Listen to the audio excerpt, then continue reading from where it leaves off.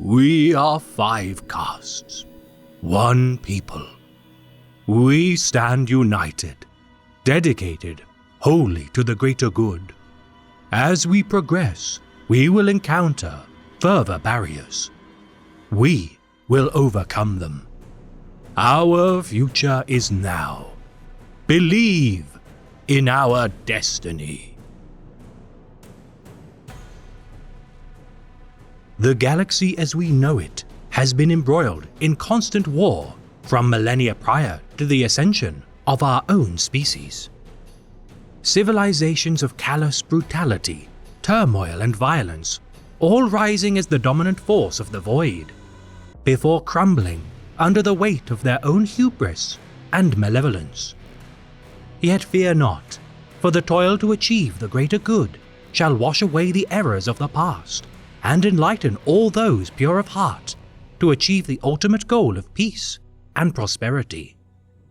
For today, I shall extol to you the deeds of my people and our noble society, the Tau Empire.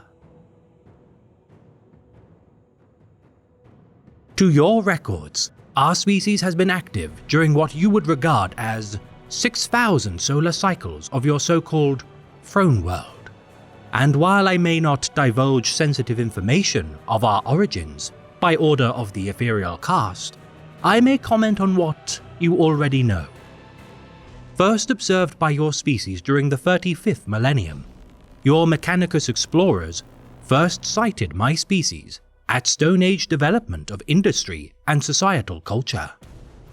From the moment we discovered the wonders of fire, our curiosities burgeoned quickly, beginning as all societies do with warring tribes of unsophisticated brutes. The Montau, as we regard this period, is by all accounts our most barbaric state of being, yet with the miraculous appearance of the heralds of the Tauvar, the ethereal caste, within the city of Fiotown, my people began their ascension. Putting aside wars of selfishness, jealousy and spite, the warriors of the plain set aside their weapons as they ended their siege of the fortress of the Fiotan. After 5 years of assault between the tribes, the ethereals washed away the grudges of the past, the parley made between the warriors of the plains and builders of the fortress, allowing for mutual respect and admiration for their innate talents. From these tribes, the castes of fire and earth were established, the authority of the ethereals branching out across the planet of Tau until all were united by the teachings of harmony and cooperation. Forming further castes of water and air, the ethereals rallied the Tau species to achieve new heights of cultural, technological, and moral sophistication. The combined efforts of my people allowed for advancements in standards of living to be made on a profound scale and speed. Achieving spacefaring capabilities within mere millennia, unaided by primordial forces of nature nor remnants of sundered empires, by 502 M37, the Tau species began to amass new solar systems to enable the spread of the greater good across the expanse. Establishing sept worlds, forming alliances with alien species, and staving off the malevolent raiders and conquerors seeking to destroy the ideals of the Tauvar. By current era, our empire flourishes to rule over 100 peaceful outposts across our domains. Proving capable of resisting the military might of much older species such as the Imperials, Necrons, Orcs and Eldar, the incursions of the Tyranid High Fleets have reinforced the need for our Firecast as a necessary means to preserve the peace we have worked so tirelessly to achieve. We are under no illusions that of all the species who inhabit the galaxy, our deeds are by far the youngest made, yet their impression cannot be denied to rival the efforts made by other races through millennia of labor. For those that underestimate us as naive upstarts, may find it difficult to pass the gains we have made with such little time and support.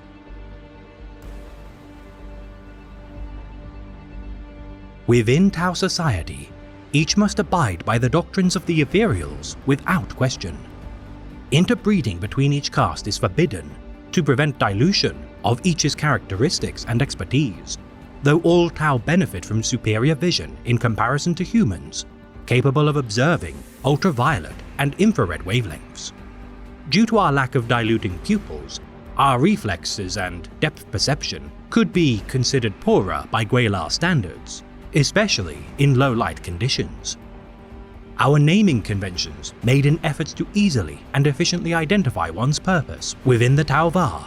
Each name starts with the caste to which one is placed, followed by their sept planetary system of birth and personal name, often adding flourishes of notable achievements to the end of such names as a sign of respect and honor. As an example, we shall use the name of the revered former warrior of the Fire caste, Commander Farsight, Shas O Viola Shovar Keus Montier. Shas O is a designation from the Fire caste, Shas referring to the caste, and O a signifier of his rank as a commander of his warrior creed. Viola is derived from the sept of the same name within the first sphere of expansion, whilst Shovar is the name of Farsight's meaning, far-sighted. The last affectations, Caius symbolizes his peerless skill in battle, whilst Montier means blooded and honors the many battles the commander has fought. Our homeworld of Tau's gravity is weaker than that of your birth world of Terra. Baseline humans could be argued to be marginally stronger in musculature, and our species do not possess your mind sciences, which you regard as psychers.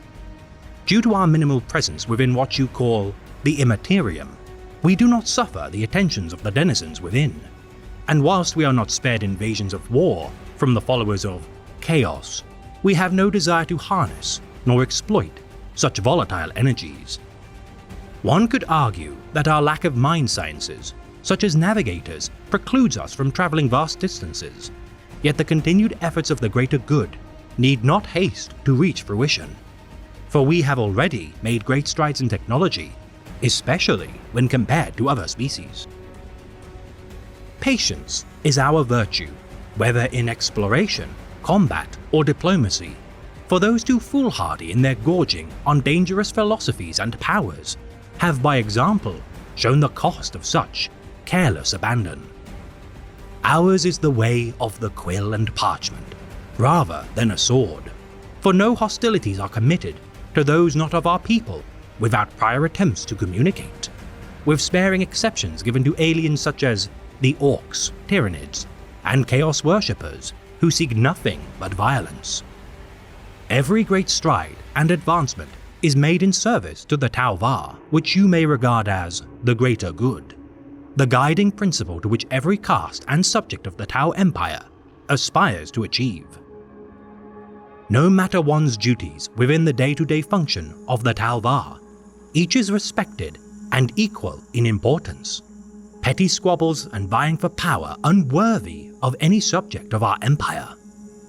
We have seen much destruction wrought by the vices of older species, to the point where we are honestly dumbfounded as to how such seemingly mighty beings can stoop so low into barbarism. Look to those of your own bloodkin, Gwelar, for many have seen the virtue in our calling and pledged to abandon the teachings of your God Emperor, who inflicts obscene violence and suffering even to those who worship him fervently. No man, god, nor leader can be entrusted such immense power, for such is the bedrock to tyrants and despots, no matter their origins nor intent. Only in the collective cooperation of intelligent beings to strive for a purpose which transcends their individual toil can sentient beings truly prosper.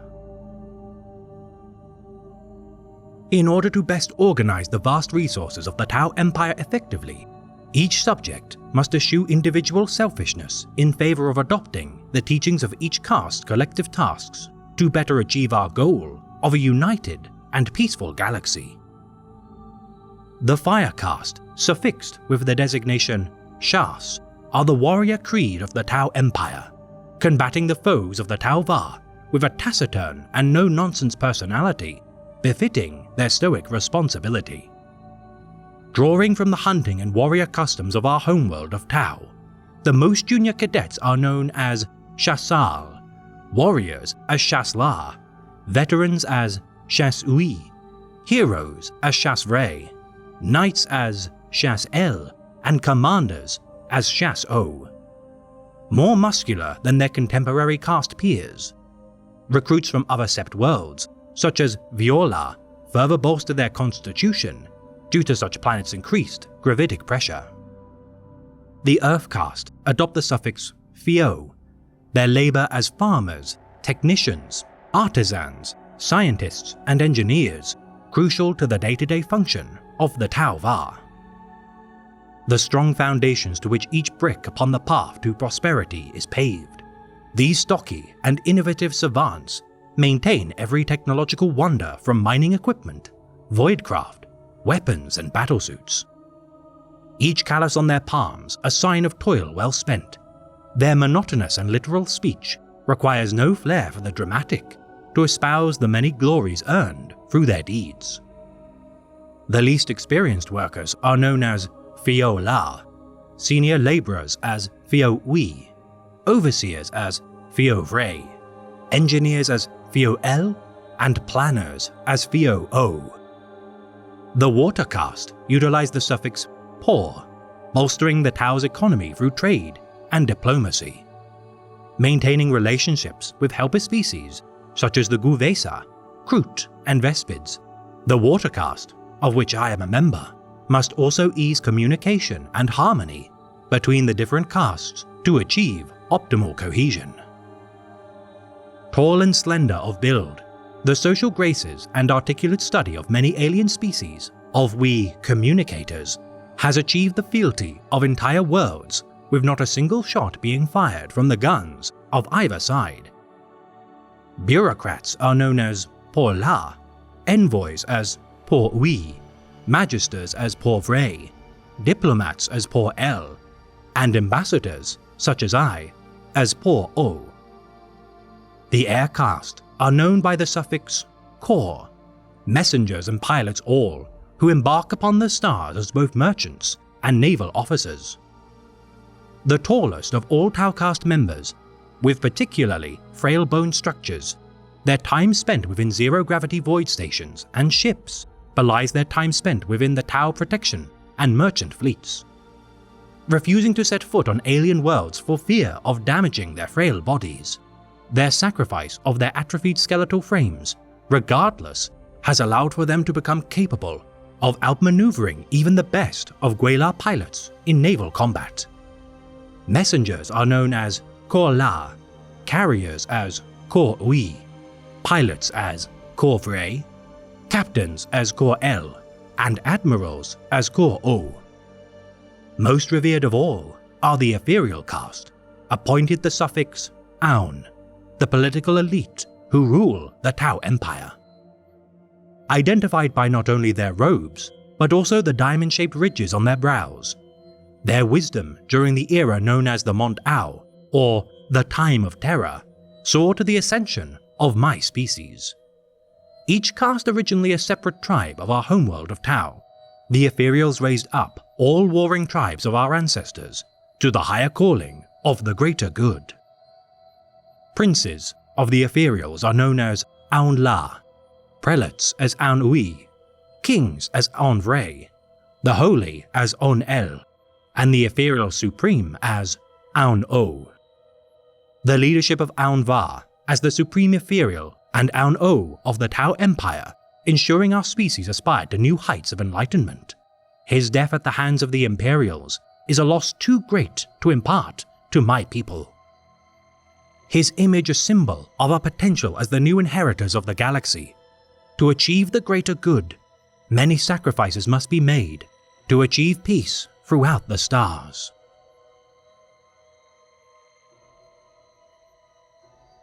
Each caste of the Tau Empire specializes in specific aspects of waging war, with little allowance for those of differing castes to adopt the disciplines of another. The Fire caste typically deployed to engage in ground warfare, whilst their air caste compatriots support them with transportation and aerial fire support. Korvatra or Tau protection fleets encompass Tau warships, alien auxiliary craft such as Kroot war spheres, and even prospects of the Demiurge contingent of the Leagues of Votann. Teams of fire warriors form the smallest of ground forces, consisting of 6 to 12 soldiers, all members of the same sept of origin and often trained alongside one another from the same academy. Regarding their squad leader, who with veterancy may one day achieve the rank of Shasui, their bonds of camaraderie made through the Talisaria bind them into infantrymen, willing to fight and die to preserve each other's lives in service of the Tau Va. Should each member survive long enough to become Shasui, on occasions such veterans shall reunite after leadership duties to form crisis teams. Both castes separate their forces into Kau'ui or cadres, which may find similarity to your Astra Militarum companies. Predominantly utilizing hunter cadres comprised of combined arms Tau infantry, battlesuits, sniper drones, and hammerhead gunship support. Any and all combinations of firepower work together to conquer a common enemy.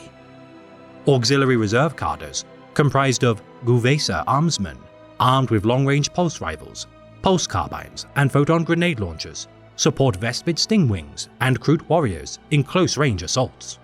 For whilst melee combat is sometimes required, it is considered base and unsightly by the majority of Tau soldiers. Championing potent arrangements of warsuits for specific operations, optimized stealth cadres deploy XV-25 stealth suit teams alongside XV-95's ghost keels, whilst fire support cadres target vulnerable points of enemy lines with broadside and riptide battlesuits.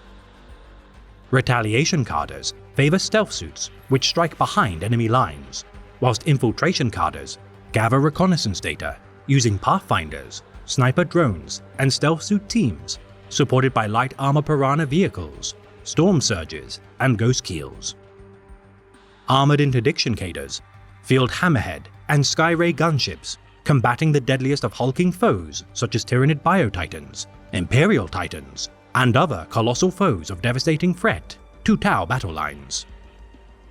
Other cadres such as range support, Piranha Firestream wings, Skysweep missile defense, and Riptide wings support the advance of the hunting cadres in limited numbers due to their more niche application. Tiove, or contingents, typically numbering between 3 to 6 cadres of soldiers, comparable in size to an Astra Militarum regiment. These soldiers are accompanied by a member of the ethereal caste who advises the contingent commander on battlefield objectives. The commander's cadre appointed to defend the ethereal within the combat headquarters. Should the need be required, such vaunted leaders of the Tau Empire can assume total leadership of any cadre of the contingent. Flexible in their combat maneuvers, once the contingent breaks through enemy lines, it dissolves back into separate cadres to better eliminate the enemies of the Tau. More rarely seen are Kaval or communes, arrangements of temporary contingents and high-ranking Firecast personnel, comprised of myriad septs, are determined to destroy dangerous threats, which require bespoke force of arms to achieve victory. The total combined might of each fire and earth caste upon a campaign, referred to as Uash-O or commands. When assembling all 4 castes of a specific system into such armies, they shall be known as Shan-Al or coalitions, each guided by the will of the Ethereal Council. Carefully planning assaults to limit casualties and keeping the enemy at range whenever possible, the aggressive approach to warfare conducted by the Tau Empire favors offensive strikes rather than the fortification of positions.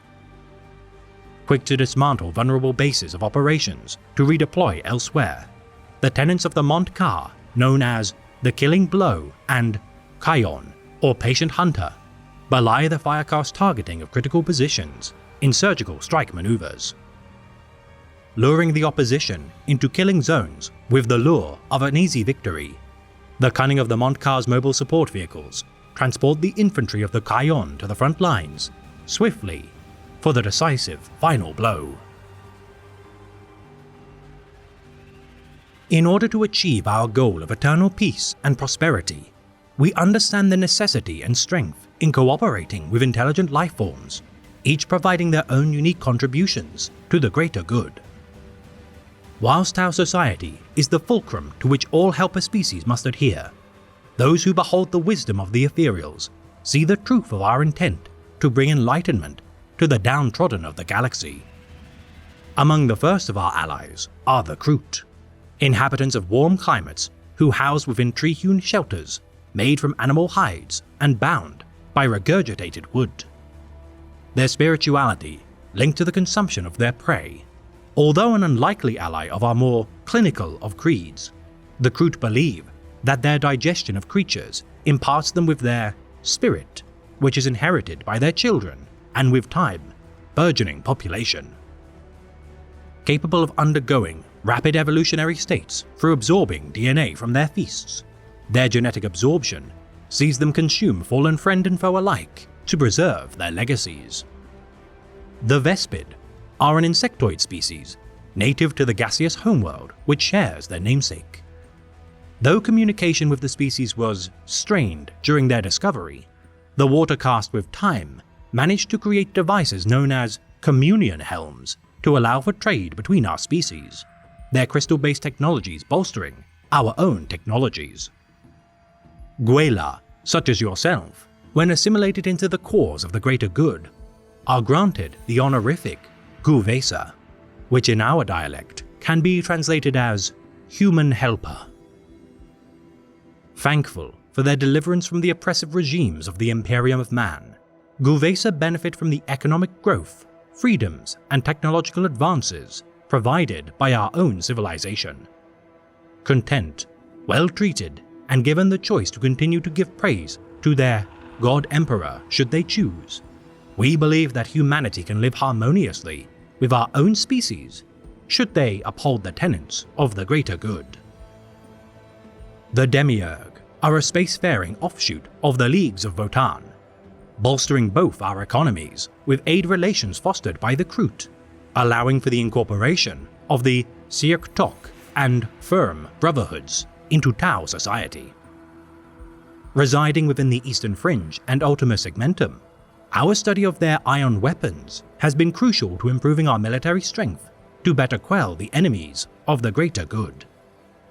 Other species, such as the psychically ursinoid Nikasa, canine Tyrellians, reptilian Galgs, Moralian, Geatrix, Ranghon, Herenian, and Nagi, help to expand our understanding of the myriad cultures of the galaxy to better achieve truly harmonious relations. Yet many alien species which you regard to as Xenos have been lost to time, often by the bloody hand of the Imperium of Man. Regarding our continual growth across new colonies and outposts far from the boundaries of our homeworld of Tau, since your records of 502.M37, my species has made great gains in what we regard as the spheres of expansion. Gathering resources before sending waves of interstellar exploratory voidcraft to colonize strategic star systems, each territory established by our peoples are defended from invasions by aggressors. The first push to propel the greater good into the darkness of the void, known as the Great Expansion, concluding during 956.M38, the over 1 millennia-long campaign gave rise to incredible advancements in cultural sophistication and scientific discovery. Settling 8 star systems as part of our now regarded first sphere of expansion, the epicenters of each system known as Sept Worlds oversaw the construction of sensor fields, listening posts, mining operations, orbital cities, and defensive fortress stations. The first of the 20 septs which endure to this day established, each in turn developed cultural intricacies and heraldry to mark their nationality within the Tau Empire. The Sept of Tau-Un, the primogenitor for all Sept worlds to follow, their gigantic orbital docks house the largest aircast void stations within the Empire. Dianoi, named after the twin moons of the first sphere's primary Sept world, has been besieged by space storms of strange qualities throughout its tenure.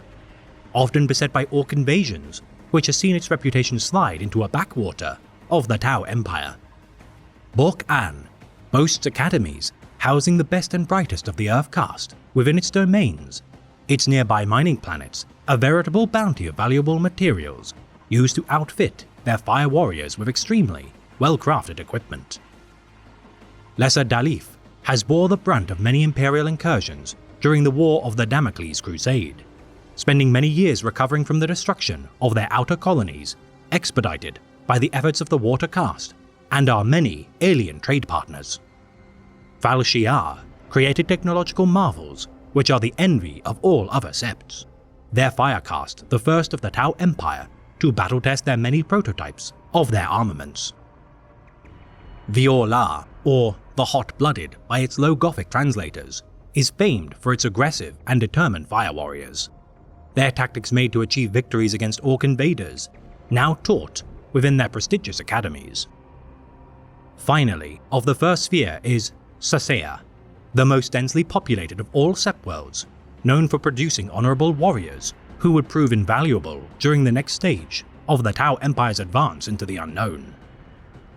The second sphere of expansion, conducted during 018.M39 by the Ethereal Supreme, Aun Wei, of the Whispered Wisdom, new innovations in propulsion technology allowed for our interstellar empire to encroach on much more contested territories. Not ending until 742.M41 with our discovery of the human species, the conflict of the Damocles Gulf Crusade erupted, their xenophobic attacks causing much devastation to our people. Repelling the Gwelar from our new domains, thanks to the efforts of Commander Farsight, many septs of this sphere of expansion would name themselves in honor of his efforts.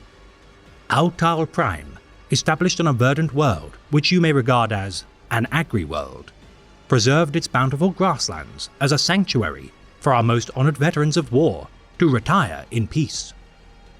Nodras, though a promising sept world, has with time largely been abandoned, its inhabitants regarded as quick to anger and not worthy of trust. Only the ethereal caste knows the reason for their decline in fortunes. Kalishan, located within the Purdus Rift, continually staves off invasions from several alien species, most notably the Tyranid Highfleet Gorgon, whose incursions have transformed the Sept's peoples into reserved and jaded souls. Elsiair, benefiting from mining outposts replete with ores needed to construct battlesuits. Their artistic endeavors as poets and artisans are respected across all branches of Tau society.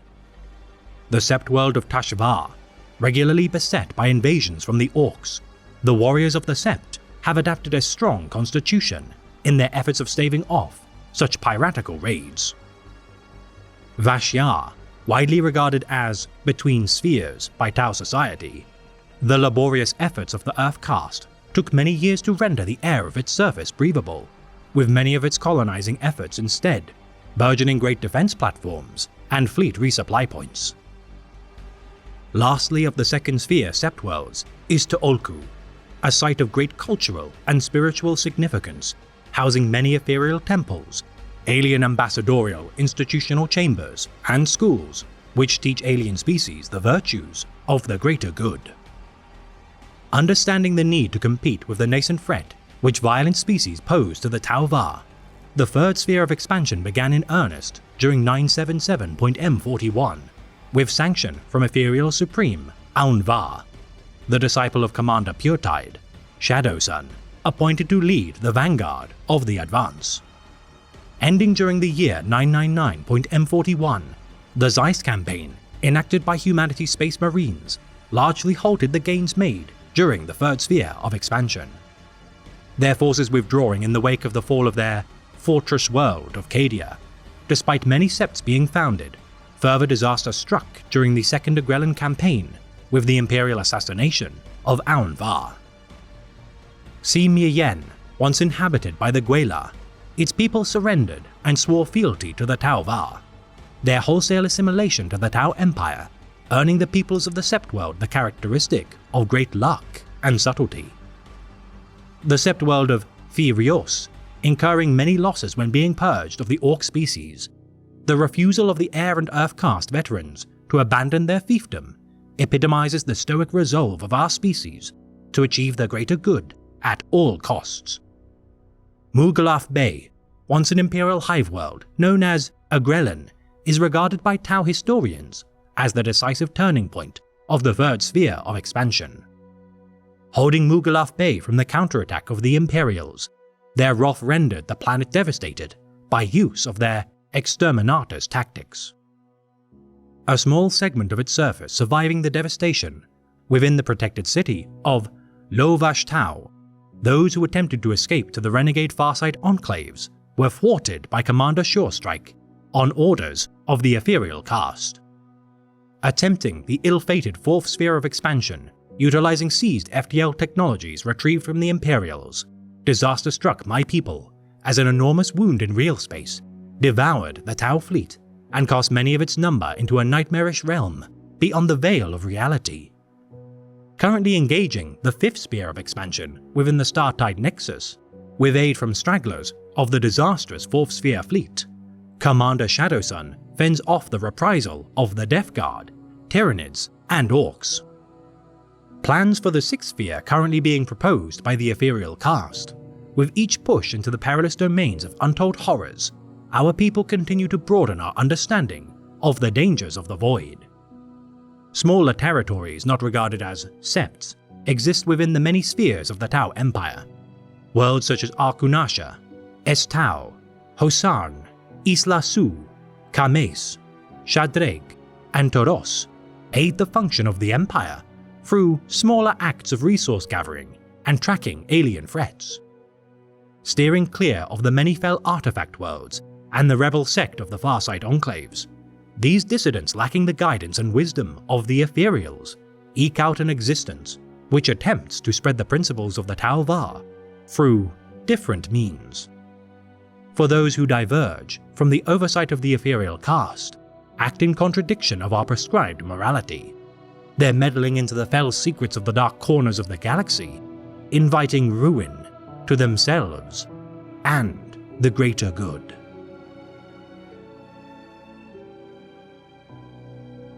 Some say that perfection is the enemy of the good. They speak nonsense. Such apathetic thinking is what turns that which is good into bad. We should never cease our striving for greatness, never halt our purpose of bettering ourselves.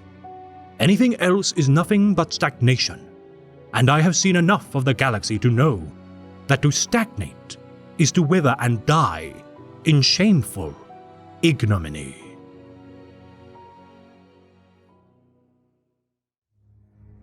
This has been a tale of the greater good, read by the Enlightener. The Imperium of Man mistreats each and every subject which it claims to protect. Whether warriors, saints, or serfs, all are mere cattle to the slaughter. Your toil and suffering made either to a capricious god emperor, or the fell entities wrought from your own collective misery. Join us as allies, for we can deliver you from the cruel fate to which you are condemned.